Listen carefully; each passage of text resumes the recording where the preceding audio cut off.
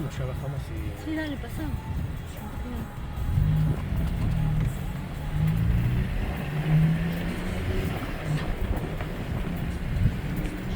Todavía hay gente que duda, que dice que no es real.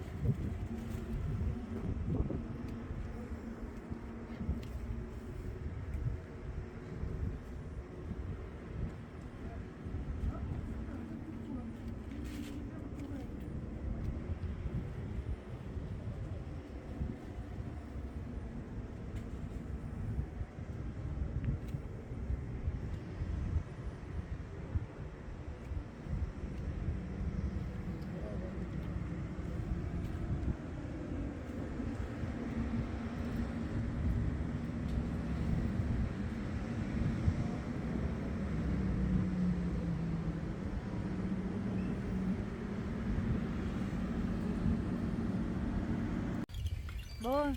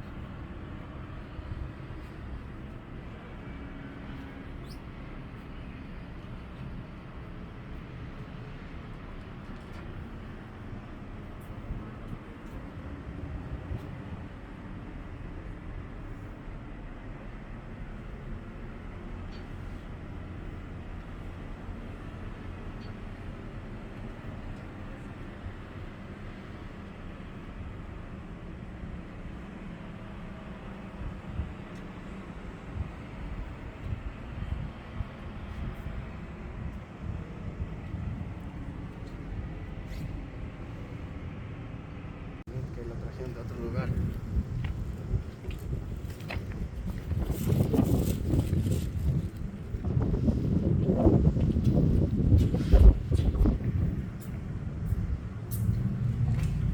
pensé que habían unos así, otros, que había un montón de gente y cada vez tiraron. Sí, la granada. Ay.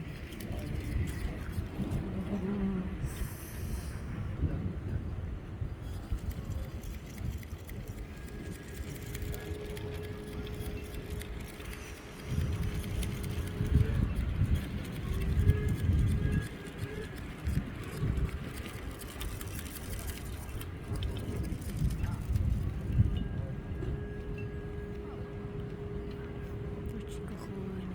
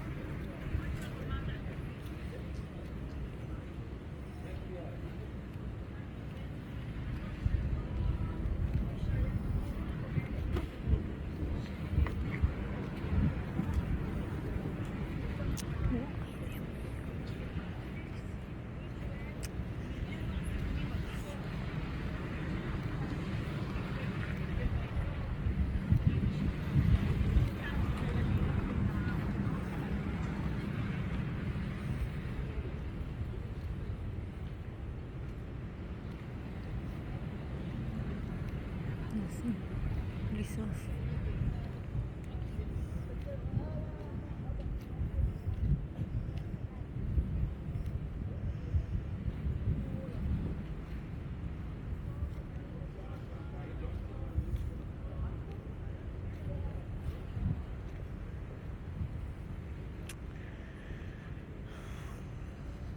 A recorrer mi auto.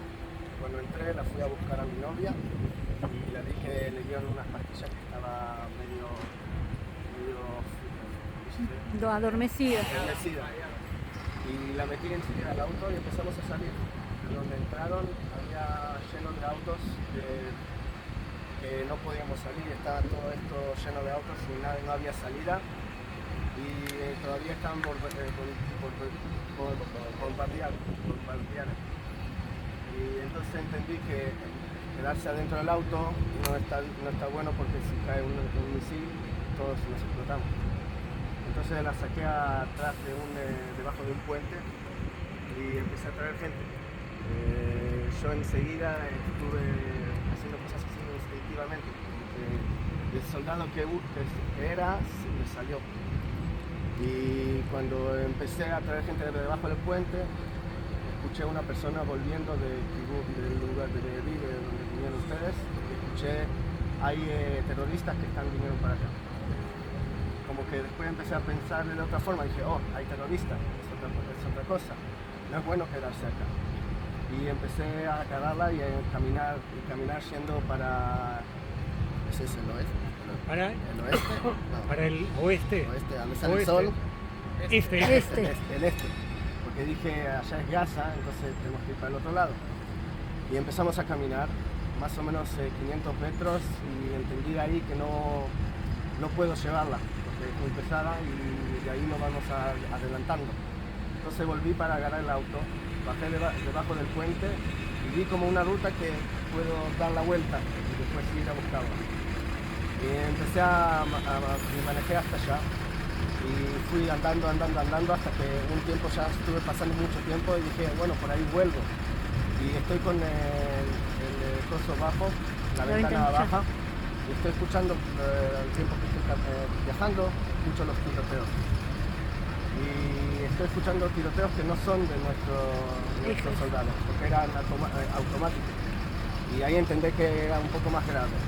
Pero todavía no sabemos qué está pasando, era una situación que era muy complicada, que ni siquiera nadie sabe lo que pasa. Y cuando la llamé a un amigo que está con mi novia, escuché que están ahí, se están escondiendo, y después empecé a escuchar tiroteos del teléfono.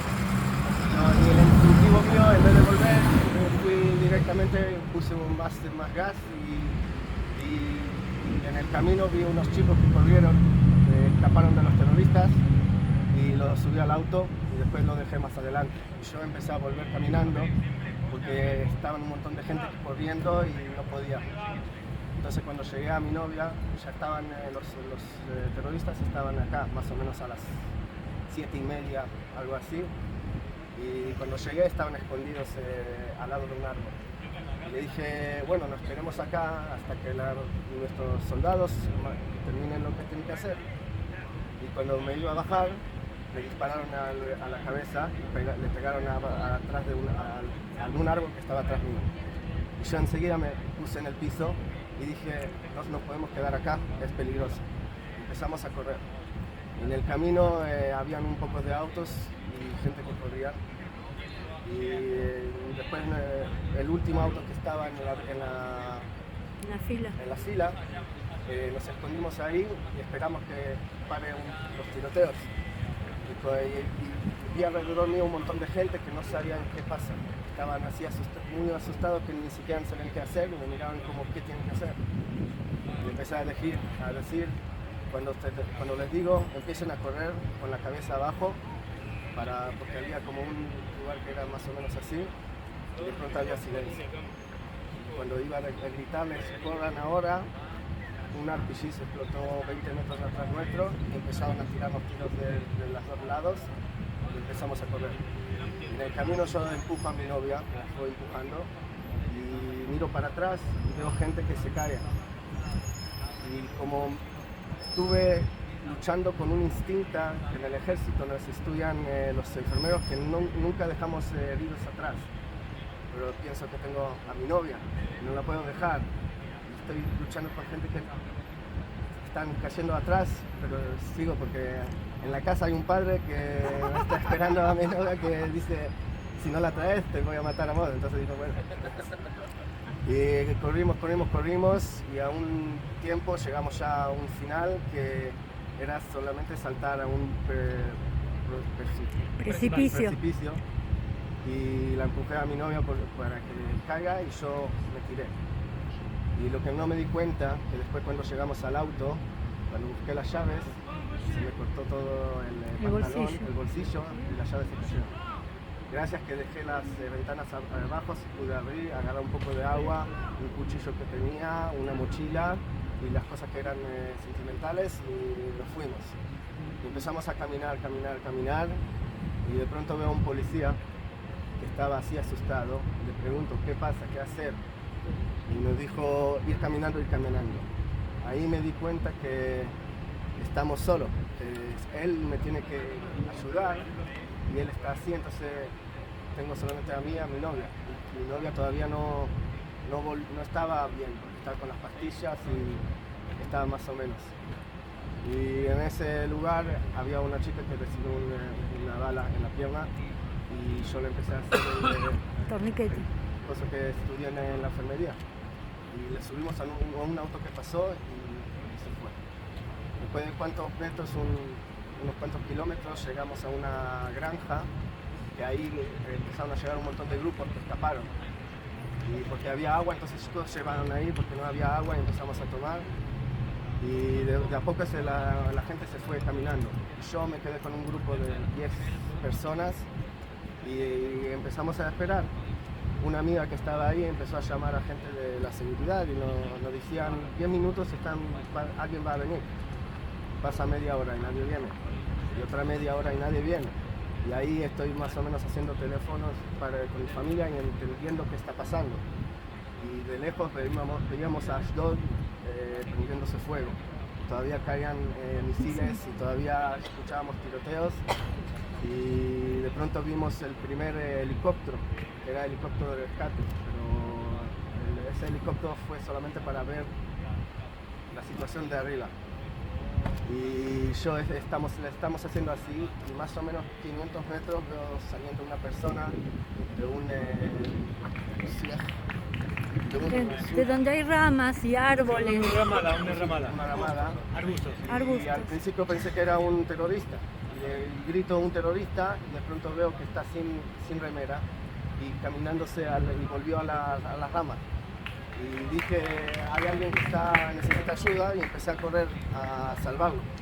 Y cuando entró a lo suyo, veo que es un amigo mío que estaba ahí. y él estaba asustado y empezó a decir hay un montón de terroristas muertos y estaba muy pánico, y le estoy diciendo que tiene que salir, tiene un hijo en la casa, y no, él me dice no, anda, salvate a tú mismo, y solamente cuando le dije si nos morimos juntos, como que me dio la confianza y salió. Y después salimos, lo llevé a la granja, le di mis zapatillas porque estaba cansado, y esperamos un tiempo más. Y de lejos veíamos los autos que eran de los terroristas y no sabíamos si era de nosotros, no era de nosotros, y cada vez que veíamos un auto nos escondíamos. Y una vez que vino un auto nos escondimos, yo me fijé quién era y salió un tipo de la fiesta. Y cuando salió lo vi, le pregunté qué está pasando y me dice no es un lugar seguro, hay que escaparse de acá porque están viniendo para aquí. Entonces empezamos a caminar y hicimos una caminata. Se parece a la caminata que hicieron de Mitzad Mavet. La marcha de la muerte. La marcha de la muerte. ¿Recuerdan? Era kilómetros, que era todo abierto. Vemos que caen misiles y chicos jóvenes que vinieron solamente a festejar y al final fuimos a correr para vivir. Y vinieron autos a rescatarnos. Y un tiempo vino un auto y le preguntamos si podemos subir. Yo me subí al auto, estuve arriba porque como para fijarme si alguien viene, entonces por lo menos puedo decir algo abajo que está pasando. Y llegamos a un lugar que se llama Patish, y en la entrada de Patish había un auto con una chacalaca y dos gentes adentro que eran parecidos a los terroristas y nos estaban siguiendo. Y de pronto veo que sacan un revólver de la ventana. Y ahí dije, listo, ya llegó mi tiempo. Y como que dije, hice lo más posible que podía hacer, y el 100% que pude, pero puede ser que este es mi tiempo. Y como que la sensación que tuve era como una shalvá. Tranquilidad, una paz interior. Una paz, que sentí todo el cuerpo, que acepté ya mi muerte. Cuando llegó el auto tenía en la mano una botella y dije, ¿por ahí le tiro la botella? No, creo que se van a enfadar si le tiro la botella. Y llegaron al lado nuestro, yo dije, listo, y dijo, ¿quién son ustedes? ¿De dónde son? Y era policía nuestra, que estaban en civil. Y yo me cagué las patas y mi amigo que estaba al lado dice, estamos muertos. Y dije, no, estamos vivos. Y cuando llegamos a Patish, paró el auto. Yo me quedé un tiempo para entender qué pasa, y enseguida había un chico que salió del auto todo lleno de sangre, y enseguida me puse de vuelta, el soldado, y corrí hasta él y dije, ¿necesitas ayuda? Y me dije, no es mi sangre. Dije, y estaba todo lleno de sangre. Dije, ¿de quién es? Mi novia la tuve que dejar atrás. Y ahí empecé a entender la gente, los chicos que vinieron, los que estaban heridos, y esperábamos a entender qué pasa. En Patish me quedé como hasta las 6:30 que llegaron autobuses para llevarnos, y ahí empecé a ver videos de los chicos que secuestraron, de todo lo que hicieron, de la gente que mataron en los kibbutzim, y empecé a entender lo que está pasando. Y yo me quedé para ayudar a amigos que estaban escondidos alrededor, para mandarles locaciones para que lo vayan a rescatar. Y a las 6:30 era el último autobús, entonces, porque mi novia no se quería ir, entendí que no la puedo dejar sola y no nos vamos a quedar, entonces nos fuimos y nos llevaron a Beersheba. A Beersheba llegamos al hospital porque un amigo justo lo rescataron, y esperé ahí. Y entré al hospital para ver a mi amigo adentro, y ahí es la primera vez que entendí qué es guerra de verdad. Vi a gente de la fiesta, vi a jóvenes de los kibbutzim, mayores, veía soldados que entraban cada 5 minutos, y los gritos y todo el quilombo, y ahí entendí y dije, oh, esto es guerra, eso es lo que significa guerra. Y mi amigo me llama y estaba afuera, y salimos, nos abrazamos, empezamos a llorar. Ahí empecé a entender un poco más lo que pasa, y después me fui para la casa de él. Y algo que me quedó era una situación de un padre porque había gente que todavía no tenían comunicado con los padres, y entonces venían los padres a buscar y cada vez nos venían, estuvieron en la fiesta, decíamos sí, nos mostraban la foto y decíamos no. Y ahí había un padre que se nos acercó a nosotros y nos preguntó si estuvieron en la fiesta. Así como que ya estaba dejando la intención, la esperanza de que puede ser que va a haber su hijo. Y también nosotros enseguida, sin hablar, pusimos la cabeza para ver y dijimos no. Y nos dijo, está bien, gracias que ustedes están a salvo. Pero sentí que era su hija, no quiere ver su hija. Después cuando llegué a la casa de mi amigo, enseguida corté el collar de la fiesta, agarré una cerveza, me senté en el sofá y como el soldado que era yo salió, me dijo, ahora puedes relajarte. Y dije, ¿qué pasó este día? What the fuck pasó este día? ¿No? Empecé a entender qué pasó. Pero la verdad guerra empezó después, que gracias a la comunidad de Nova, que nosotros somos 3.500 personas que vinieron a la fiesta y otros 400 familias que perdieron sus hijos, que no teníamos ayuda. Digamos, los kibbutzim tenían las muatzot. Sí, la municipalidad. Los municipales de ellos, los soldados tienen el ejército, nosotros no teníamos nadie. Y los organizadores de la fiesta, con otros chicos que estuvieron en la fiesta, organizaron esa organización para poder ayudar a las familias, a los chicos, a hacer lugares de terapia para ayudarnos, a hacer viajes con terapia, con ayuda de... Nosotros lo llamamos los primeros auxilios del alma, porque sin eso, la verdad, no creo que podíamos sobrevivir eso.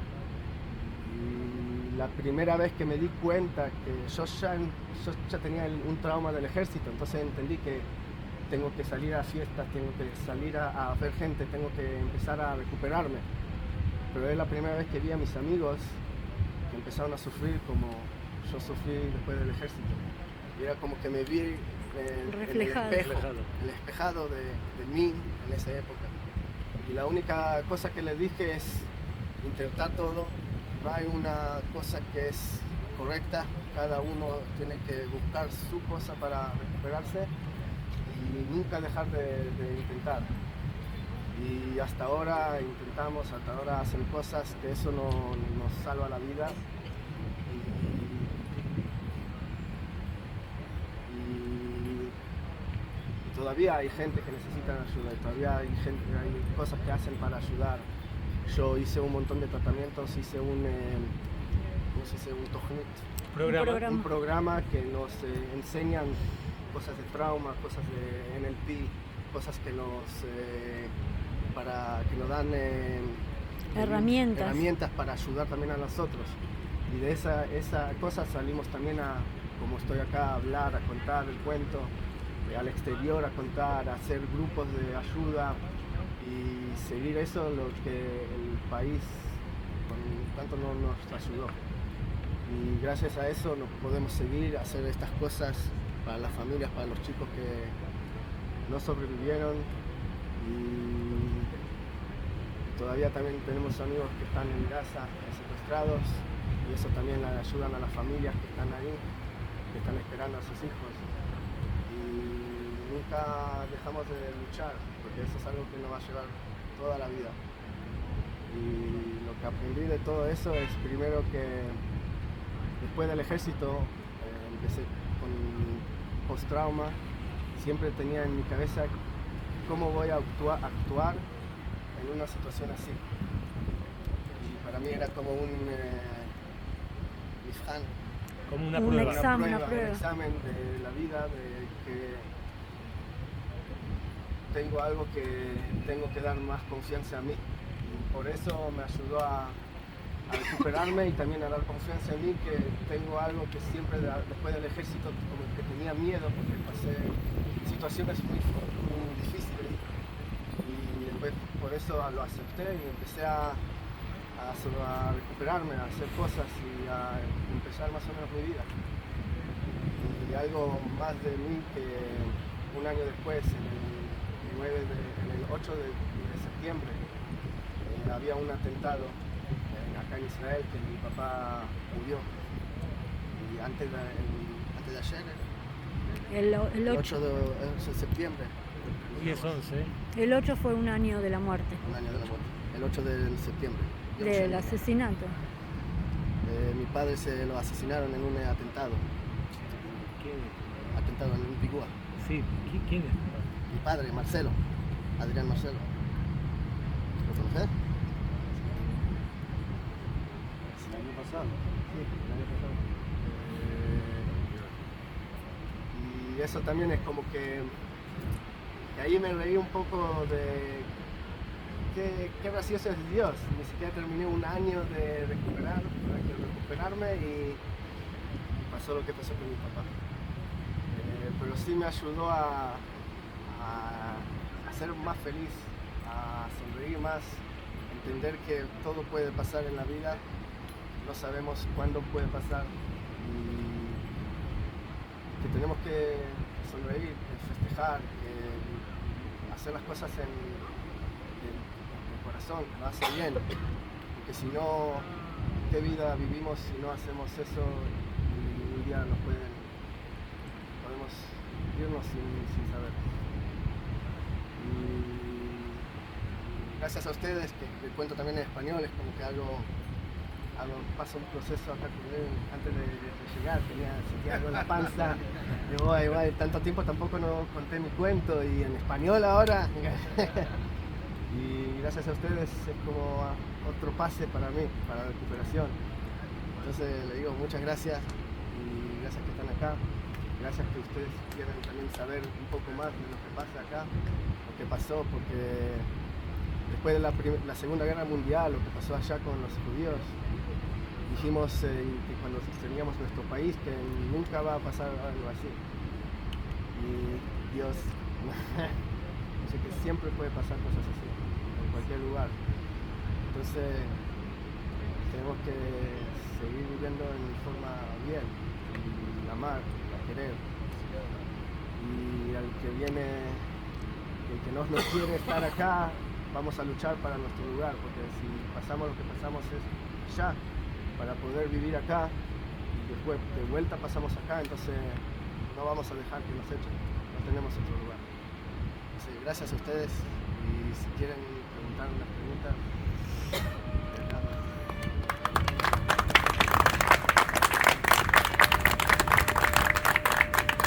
Familia